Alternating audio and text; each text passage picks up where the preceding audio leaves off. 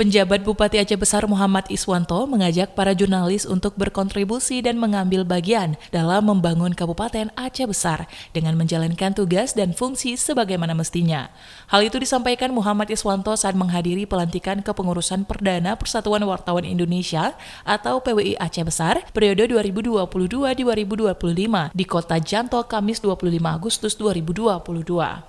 Ia mengucapkan selamat kepada pengurus PWI Kabupaten Aceh Besar yang baru saja dilantik dengan harapan semoga dapat bekerja dengan sebaik-baiknya sebagai mitra kerja pemerintah Kabupaten Aceh Besar yang turut berkontribusi dan mengambil andil dalam pembangunan Kabupaten Aceh Besar. Iswanto juga mengharapkan dukungan positif jurnalis dan media massa dalam pembangunan Kabupaten Aceh Besar dengan mengabarkan kepada masyarakat berbagai aktivitas pembangunan yang dilakukan pemerintah. Usai pelantikan, PJ Bupati juga melakukan pemotongan pita sebagai awal dibukanya kantor PWI Aceh Besar di Kota Janto. Selain itu, juga dilakukan penandatanganan prasasti kepengurusan perdana dan prasasti lahirnya PWI Aceh Besar.